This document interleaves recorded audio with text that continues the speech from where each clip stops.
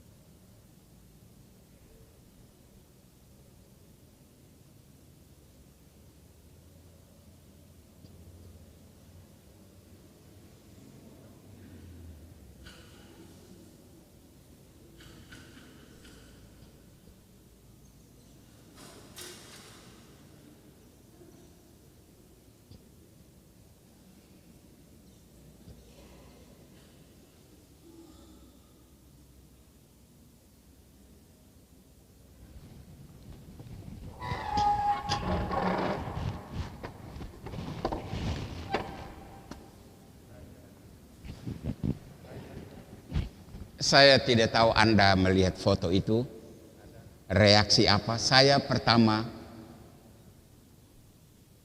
saya bangga. Tidak ada sarjana, pejabat, wajah-wajah mereka itu orang biasa. Dan ini ciri khas paroki katedral. Pejabat tidak ada di paroki katedral. Pejabat ada di SP3, ada di Sempan. Katedral ini bahasa umumnya rakyat jelata. Bisa lihat wajah mereka. Saya tadi terharu karena orang sederhana ini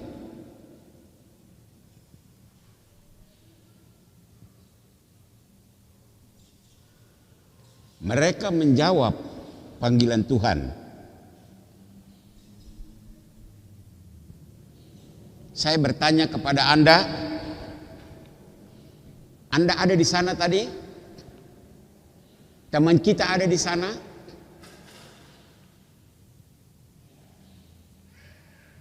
Ternyata ada yang sudah tidak ada. Apakah sudah pindah? Pindah paroki? Pindah pulau? Atau sudah meninggal? Tadi bisa lihat di wajah-wajah itu ada beberapa yang memang sudah meninggal. Yang dulu sangat aktif. Aktif di dewan, aktif di wilayah, aktif di Kombas.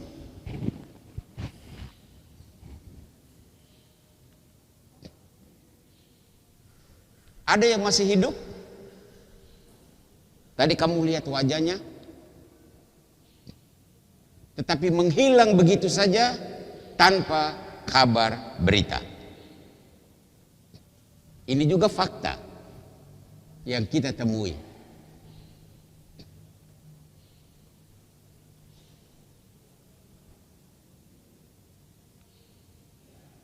Kalau sudah meninggal, oke lah. Tetapi kalau masih hidup,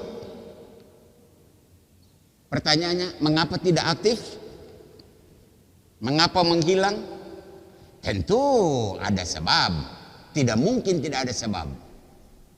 Wajah-wajah yang ceras, orang sederhana, tidak punya alasan sembarangan untuk tidak datang, tidak hadir. Pasti ada alasan. Apa sikap kita? Ingatlah sikap Yesus. Yang hilang harus dicari.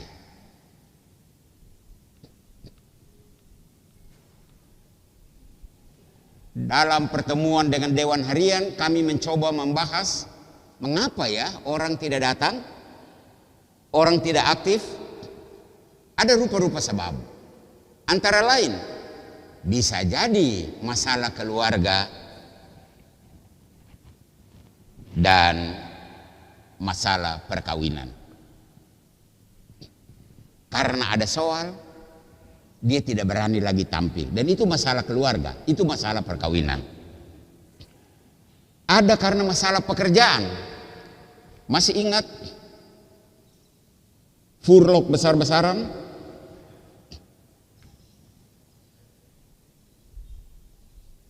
Banyak saudara kita karyawan yang putus kerja,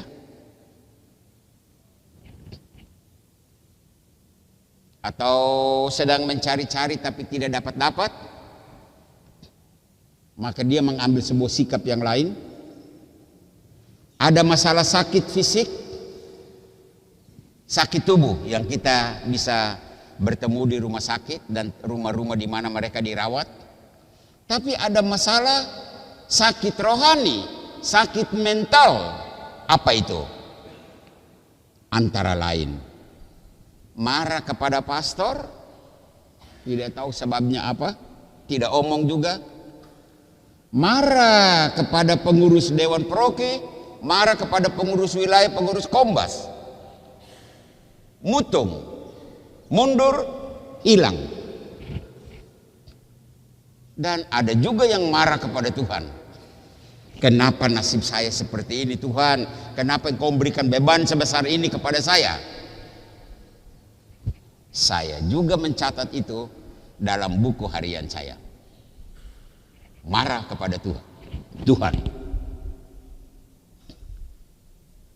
So what? Apa yang harus kita buat? Kita harus buat apa? Ada 3 hal. Yang pertama, tentu kita berdoa untuk mereka. Ini yang paling gampang. Kita berdoa untuk mereka. Yang kedua, kita cari dan bawa pulang mereka. Ini yang agak berat. Karena komunikasi harus 2 arah. Bukan hanya dari kita, tapi dari pihak sana juga dia mau untuk berkomunikasi, berdialog.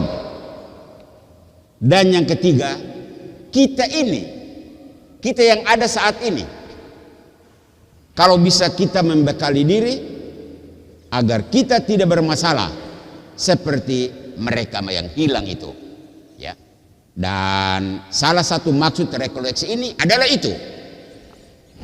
Hari ini, sore ini, kita membekali diri bahwa kita jangan mengikuti apa yang mereka sudah tempuh, sudah jalani.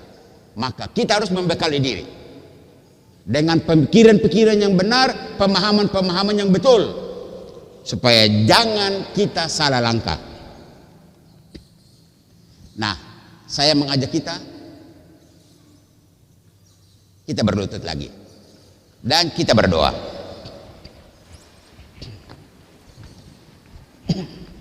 Satu kali Bapa kami, satu kali Salam Maria, satu kali kemuliaan untuk setiap wujud. Mari kita berdoa bersama Bunda Maria yang saat ini ada di hadapan kita, untuk pengurus Dewan Paroki, untuk pengurus wilayah, untuk pengurus Kombas, juga pengurus kelompok kategorial di paroki kita. Yang pertama, mereka yang sudah meninggal dunia. Dulu aktif bersama kita, tapi saat ini sudah meninggal.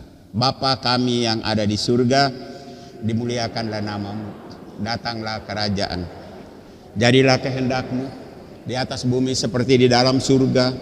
Berilah kami rezeki pada hari ini, dan ampunilah kesalahan kami seperti kami pun mengampuni yang bersalah kepada kami. Dan janganlah masukkan kami ke dalam percobaan, tapi bebaskanlah kami dari yang jahat. Salam Maria, penuh rahmat, Tuhan sertamu. Terpujilah engkau di antara wanita, dan terpujilah buah tubuhmu Yesus. Santa Maria, Bunda Allah, doakanlah kami yang berdosa ini, sekarang dan waktu kemuliaan kepada Bapa, Putra, dan Roh Kudus.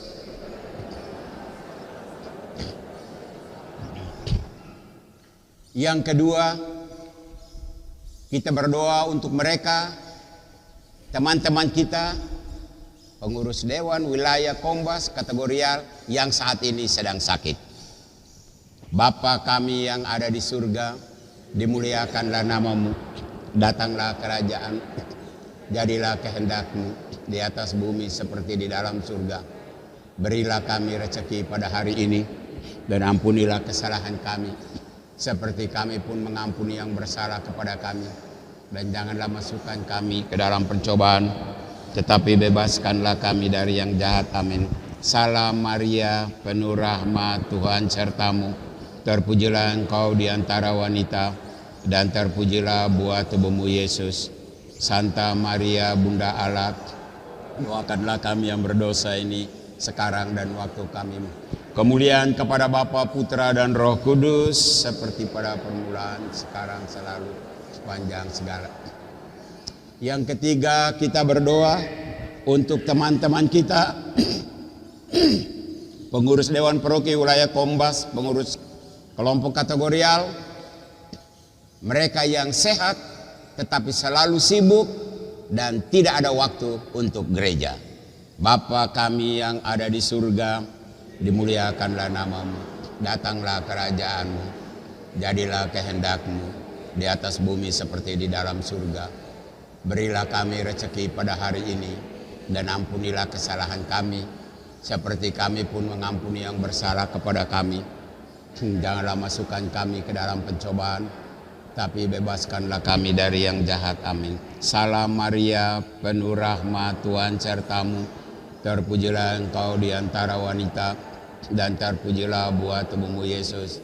Santa Maria, Bunda Allah, doakanlah kami yang berdosa ini, sekarang dan waktu kami mati. Kemuliaan kepada Bapa, Putra, dan Roh Kudus, seperti pada permulaan, sekarang, selalu, dan sepanjang. Yang keempat, kita berdoa untuk rekan-rekan kita, mereka yang sehat, tetapi saat ini terkena masalah, sehingga mereka malu untuk ke gereja. Bapa kami yang ada di surga, dimuliakanlah namamu, datanglah kerajaanmu, jadilah kehendakmu di atas bumi seperti di dalam surga. Berilah kami rezeki pada hari ini, dan ampunilah kesalahan kami, seperti kami pun mengampuni yang bersalah kepada kami. Dan janganlah masukkan kami ke dalam pencobaan, tetapi bebaskanlah. Salam Maria, penuh rahmat, Tuhan sertamu. Terpujilah engkau di antara wanita, dan terpujilah buah tubuhmu Yesus. Santa Maria, Bunda Allah, doakanlah kami yang berdosa ini, sekarang dan waktu kami mati. Amin. Kemuliaan kepada Bapa, Putra, dan Roh Kudus, seperti pada permulaan, sekarang, selalu, dan sepanjang. Yang terakhir, kita berdoa untuk mereka yang sehat, teman-teman kita, pengurus dewan, wilayah, kombas, kategorial. Mereka sehat tetapi dengan sengaja tidak mau sibuk dengan urusan gereja. Bapa kami yang ada di surga, dimuliakanlah namamu, datanglah kerajaanmu, jadilah kehendakmu di atas bumi seperti di dalam surga.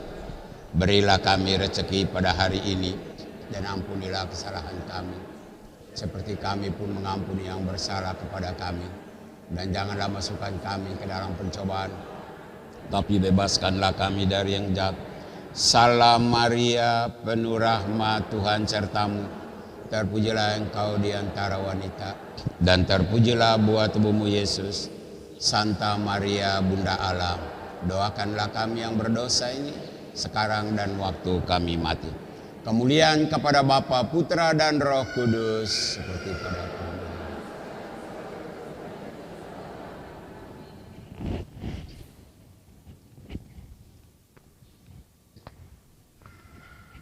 Sementara kita yang sibuk, kita sudah doakan mereka yang tidak ada bersama kita. Sekarang kita yang ada di sini, di gereja. Kita yang sibuk bersama Yesus, iya kamu duduk. Saya lupa bilang duduk.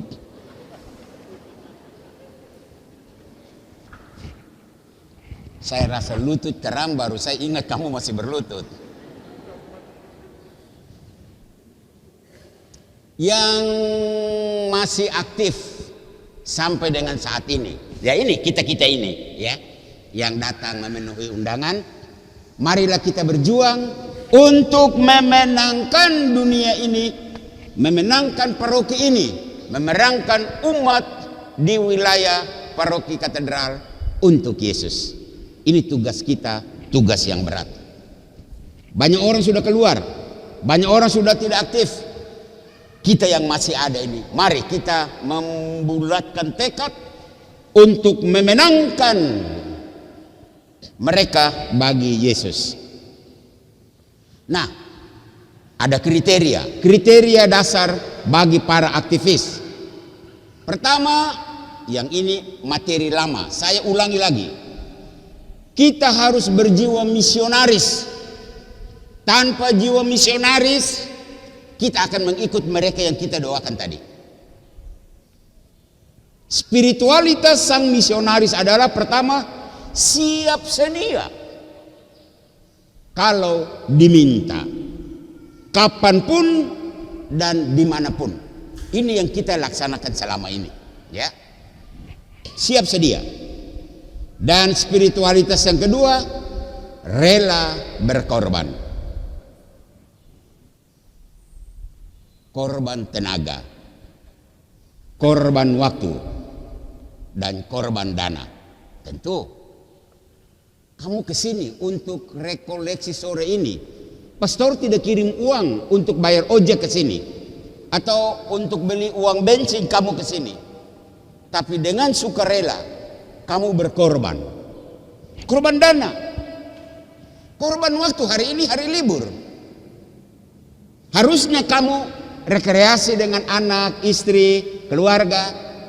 Tapi karena kegiatan ini kamu datang. Ini korban waktu dan tentu korban tenaga.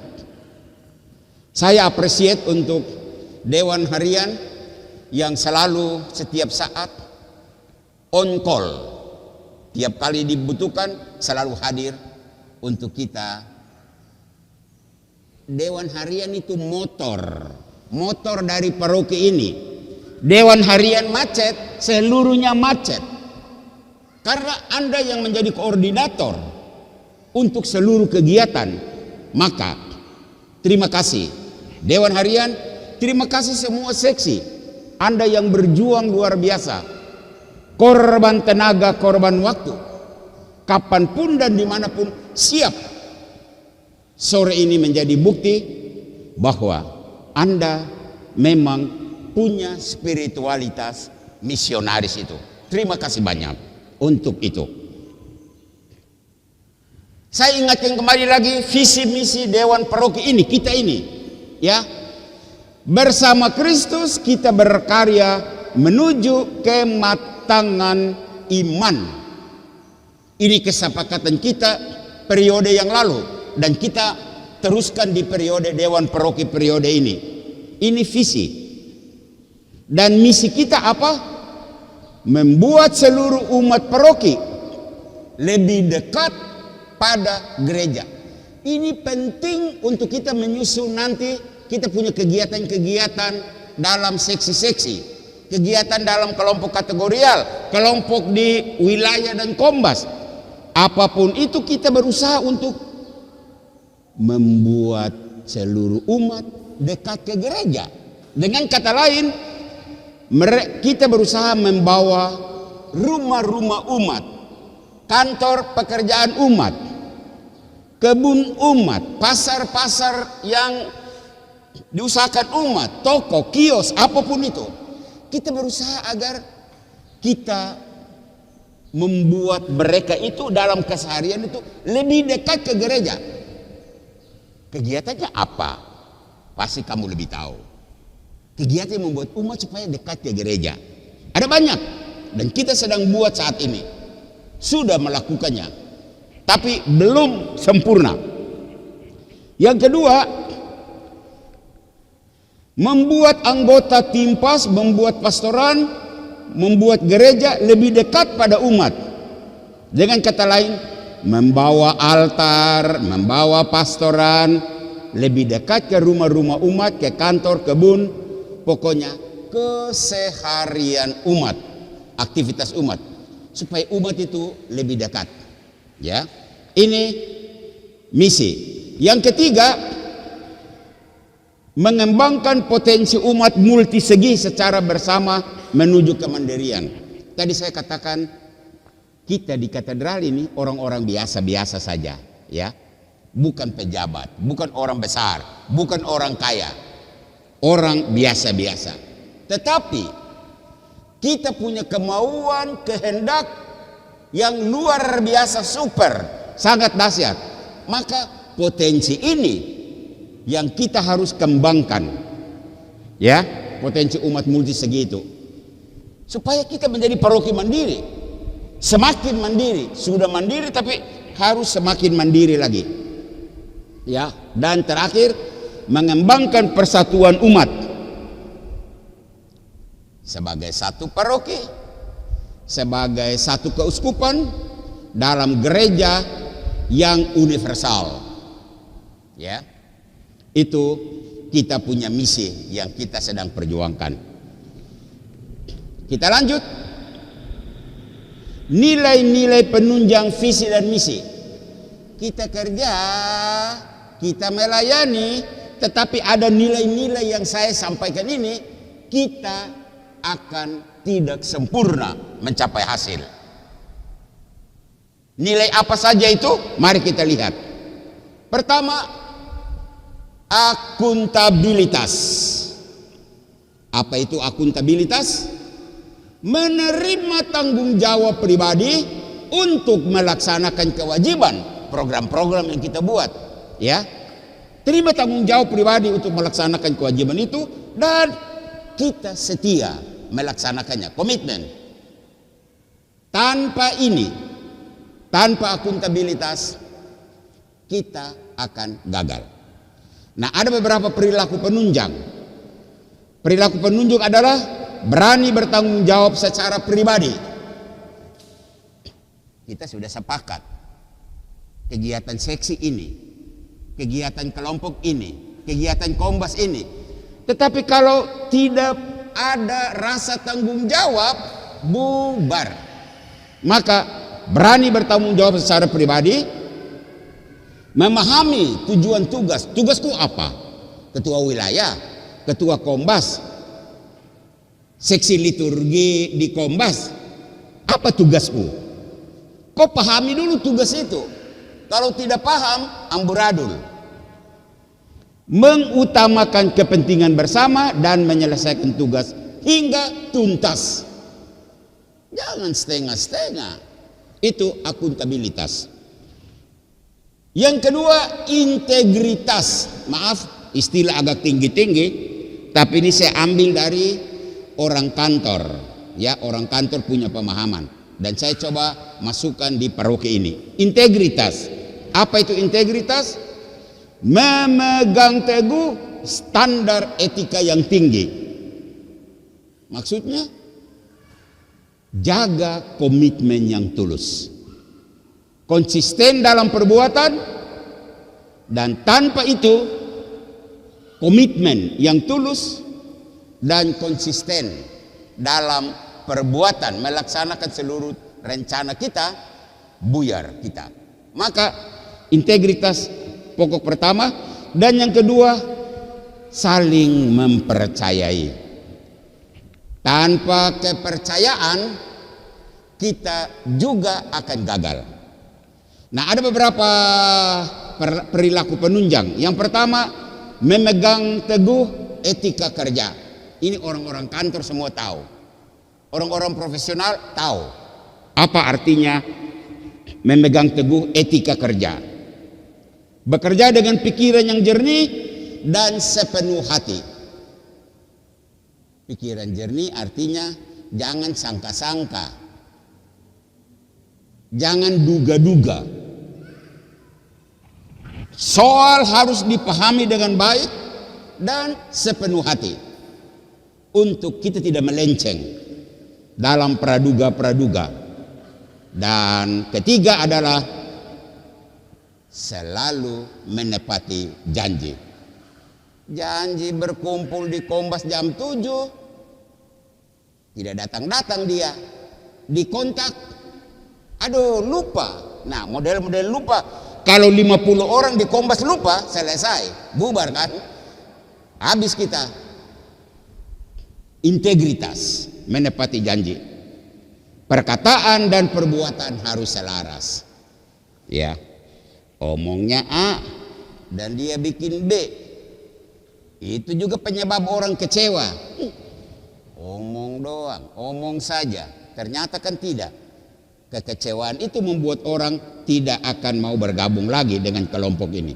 Ketiga, profesionalisme. Optimalkan kemampuan untuk mencapai hasil secara efektif dan efisien. Ini saya tulis omong begitu jelas, huruf terlalu besar.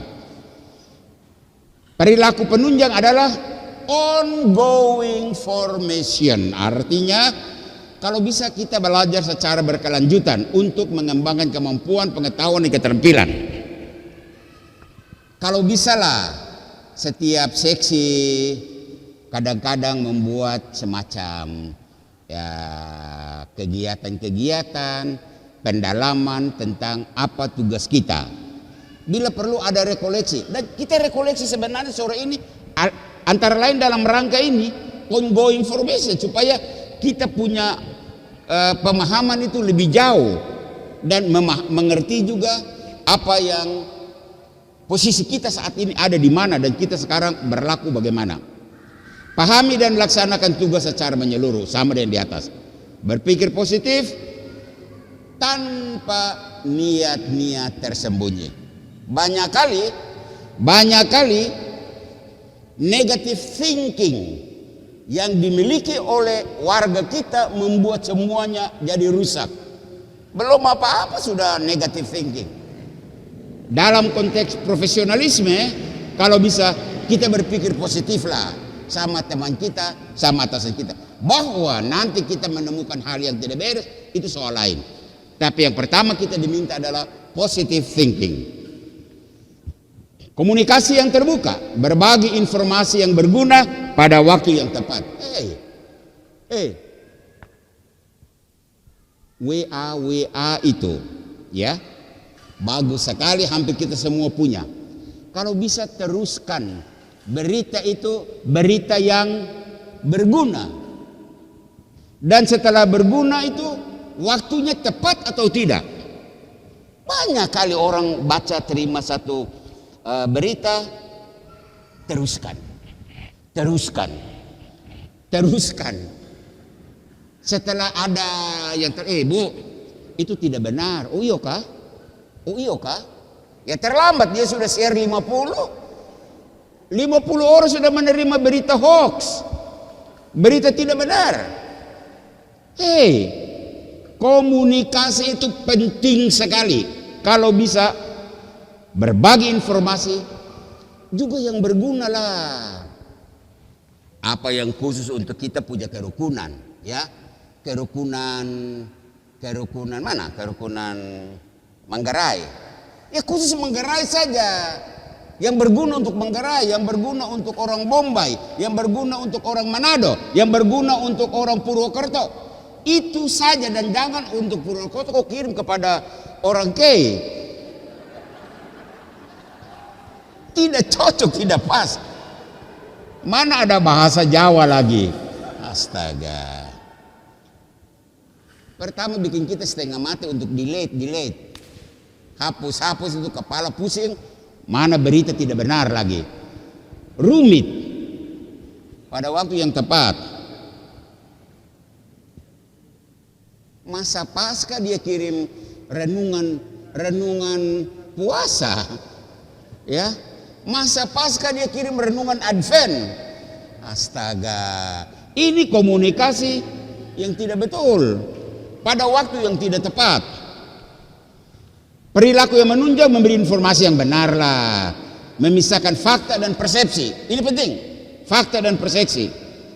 Mengkomunikasikan pesan secara efektif dan profesional. Mendengarkan pandangan orang lain dengan pikiran yang tenang. Oke. Terakhir. Sinergi. Menghormati keragaman dalam membangun kebersamaan. Kita yang ada di sini bisa lihat. Ada Papua itu pun berbagai suku. Ada pendatang itu pun berbagai suku. Pertama, dalam konteks sinergi ini kita menghormati dulu keragaman. Bahwa kita ini berbeda-beda. Ya, jangan kau datang dari Elat dan kau Elat itu kayak besar, ya. Kau datang dari Elat, semua orang berpikir seperti orang Elat. Kau datang dari Langgur, langsung pikir semua orang berpikir seperti orang Langgur. Tunggu dulu, ini ada orang Wamena, ya. Ada orang dari suku lain. Keragaman itu penting. Tetapi yang berbeda itu kita bisa bersama-sama, kebersamaan kita bisa bangun. Disinilah letak bagaimana sinergitas yang kita usahakan itu. Nilai itu kita coba untuk bangun. Perilaku penunjang adalah bekerja secara efektif dalam lingkungan multisuku agar tercipta saling pengertian, selaraskan tugas untuk menghindari dan seterusnya. Oke, itu nilai-nilai. Sekarang hampir terakhir, tujuan yang mau dicapai Dewan Paroki ini adalah terciptanya umat yang dewasa dalam iman, jelas. Terciptanya hubungan yang baik antara umat dan pelayan, jelas. Pelayan merata kepada umat, dan terciptanya persatuan dan kesatuan. Ini sangat ideal. Tetapi baguslah bahwa yang ideal kita taruh di depan untuk kita mau capai, kita mau kejar, dan selama ini kita sedang mengusahakannya. Tujuan yang mau dicapai oleh Dewan Paroki. Sasaran seluruh umat paroki ini, 4 wilayah dengan kombas-kombasnya dan kelompok-kelompok kategorial. Itu sasaran yang mau dicapai. Oke. Dewan inti, saya hanya sampai ke dewan inti, seksi-seksi tidak. Dewan inti saja. Kenapa? Karena dewan inti adalah motor penggerak. Anda tidak aktif, paroki tidak aktif. Anda mati, paroki mati. Pasti. Maka, Dewan Paroki, Ketua Umum, Pastor Paroki ex officio, ini yang bikin Pastor Martin saat ini, waktu saya sakit, dia sudah wanti-wanti, Pastor Amandus diganti kah? Tapi cari-cari ini belum dapat orang sampai hari ini. Kemarin habis krisma kami minum, saya tanya lagi, bagaimana itu wacana Pastor Paroki Katedral? Aduh, kok terus dulu. Saya dalam hati, ini kelakuan uskup sudah kembali lagi di sini ini. Kok terus dulu? Karena ex officio, karena jabatan itu dia adalah ketua umum. Kemudian Pak Andreas Sindom, terima kasih pelayanan sampai dengan hari ini. Pak Nikolaus Kontasius sebagai wakil, terima kasih untuk pelayanan selama ini. Sekretaris Petrus Koyongian, terima kasih. Sekretaris 2 tidak ada kah? Tidak ada, oh ya. Dan Bendahara 1 Suster Mikaela, Suster, terima kasih banyak. Dan Ibu Francisca Farneubun, terima kasih banyak. Anda 2, 4, 5, berlima ini menjadi orang bilang garis apa? Garis terdepan itu apa? Ya. Ya. Kamu orang ini mati dan selesai kita, ya. Pastor punya andalannya kamu. Karena dari kamu berlima ini kita turun ke seksi-seksi, turun ke kobas, turun ke wilayah-wilayah. Maka kita mengapa sampai setiap bulan kita harus kumpul? Karena kita harus evaluasi terus. Bagaimana umat kita bulan ini? Bagaimana umat kita bulan ini? Sesudah 3 bulan kita ini semua diundang untuk hadir, evaluasi apa yang terjadi. Saya harap sesudah 3 bulan dari rekoleksi ini kita kumpul untuk lihat seksi apa sudah bikin apa, wilayah apa sudah bikin apa, kategorial mana sudah bikin kegiatan apa. Ya, ini terlalu banyak jadi teori, jadi kita lewat-lewat ya. Nah, tugas khusus saja, tugas khusus untuk menunjang visi misi yang tadi itu. Kalau bisa koordinasi dengan seksi-seksi terkait di sini, ciptakan momen di mana umat sering berkumpul bersama di luar kesempatan misa hari Minggu atau ibadat-ibadat. Dalam rangka mendekatkan umat ke gereja. Apa itu? Ya pesta pelindung paroki 6 Januari. Harus rencanakan sesuatu. Pesta konsekrasi katedral ini 7 Oktober. Kita harus bikin sesuatu. Ulang tahun keuskupan. Uskup belum ada, jangan ini kita lewat dulu ya. Nanti kalau ada uskup baru kita bikin yang C itu. Sarana bisa pertandingan olahraga, misalnya piala katedral. Tidak tahu piala sudah ada di kombas mana itu. Kamu jangan jual ya. Itu masih kita perebutkan lagi. Lomba kegiatan rohani misalnya piala 3 raja. Ya, piala 3 raja. Lalu lomba seka itu karena seka itu budaya. Budaya Kamoro, kita ada di tanah Kamoro, maka lomba seka itu misalnya piala uskup. Ini belum pernah terjadi. Hanya wacana saja. Untuk menunjang visi misi, koordinasi dengan seksi terkait. Kedua, mengusahakan adanya pembinaan iman umat secara berkesinambungan. pelajaran massal di gereja. Dulu biasanya pastor bikin toh pada hari Jumat. Umat semua datang hari Jumat pertama atau dari mana pastor memberikan wacana pelajaran misalnya tentang Maria ini. Banyak kali orang Protestan menyerang orang Katolik tentang dogma-dogma dan devosi-devosi. Dan orang Katolik tidak tahu. Maka kalau bisa pastor membuat kegiatan macam begitu ya. Pelajaran-pelajaran supaya umat punya pemahaman tentang ajaran-ajaran di dalam gereja Katolik. Pembekalan pengurus Kombas wilayah, retret, rekoleksi, ini umum ini. Tapi kita bisa bikin berkelompok-kelompok lagi, ya. Terus untuk menunjang visi misi, akolit. Ini akolit kita ini sudah tua-tua, sakit, ada yang mengundurkan diri. Jadi saya biasa mengikuti kegiatan, saya di kelompok ini. Ini bilang akolit, tapi sekarang namanya asisten imam. Baku tarik sana, tarik sini, apalagi misa 3 kali. Jadi sekarang saatnya kita rekrut asisten imam yang baru. Kalau bisa kegiatan lama itu dihidupkan lagi supaya dalam waktu dekat ini harus jalan, ya. Asisten imam itu. Dan kunjungan umat, Turkom Dewan Inti ke wilayah Kombas, Turkom Timpas ke umat. Saya punya pengalaman di SP2, kalau dijadwalkan, suka tidak suka jalan, sudah dijadwalkan. Tetapi kalau tinggal wacana, tahun depan barang ini masih ada lagi. Jadi harus direncanakan supaya harus jalan. Hujankah tidakkah, ini jadwal. Jadi harus turun Kombas. Kalau bisa kita duduk bersama mengatur ini, ya. Selama pastor masih sehat, pastor akan turun, ya, untuk kunjungan ke Kombas-Kombas. Dijadwalkan, ya. Kita nanti bicara lagi. Yang lain, seksi-seksi dalam Dewan Paroki, kelompok kategorial, karismatik, kerahiman ilahi, Legio Maria, OM, Kamis, Dinar, Pemuda Katolik, Wanita Katolik, dan wilayah-wilayah. Mohon sekretaris bikin jadwal. Pastor bertemu, ya.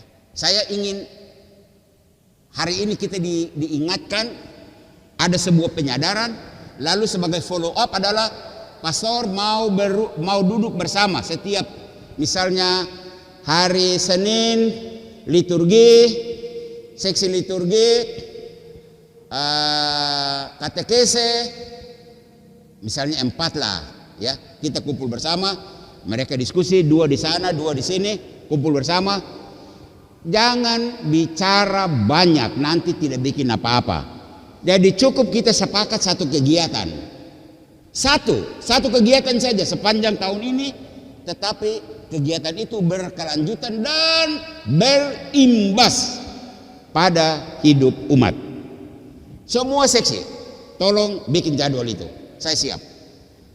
Kemudian yang tidak tersentuh selama ini, karismatik. Ya, karismatik ini saya dengan Pastor Okto, hari apa kami omong-omong di kamar meja makan, Pastor Okto bilang, aduh saya macam berdoa gaya karismatik, tepuk tangan saya tidak bisa. Saya bilang, kok orang muda baru tidak bisa, saya orang tua ini apalagi, ya. Tetapi mereka ini umat, mereka harus dilayani. Bikin jadwal pertemuan pastor dengan karismatik. Legio Maria, saya dulu pernah 2 kali kah 3 kali. Habis doa, saya pulang ke pastoranus, saya urut sapu lutut ini dengan minyak. Yang tua-tua berlutut, baru saya tidak berlutut, kan saya malu. Terpaksa juga saya hajar. Tapi sesudah doa itu beberapa hari, saya urut ini lutut ini. Karena dalam doa itu kita harus. Tapi itu kelompok di paroki. Pastor tidak boleh absen. harus hadir. Bikin jadwal, ya. Mungkin mereka berlutut, pastor yang duduk saja mungkin. Lalu ada Miss Dinar, OMK ini akhir-akhir ini mati-mati ini. Bikin pertemuan supaya kita hidupkan semua lagi kelompok-kelompok ini, ya. Jangan sampai ditelan COVID. Kita harus kerahiman ilahi. Ini sesudah pesta kerahiman ilahi tidak bunyi-bunyi lagi ini kerahiman ilahi. Ya. Oke. Itu saja yang saya mau sampaikan. Jadi harap dengan ini kita coba bangkit lagi dan melangkah. Yang menentukan adalah follow up. Follow up dari kegiatan rekoleksi ini. Itu yang pertemuan per kelompok itu. Saya napas sudah pendek ini.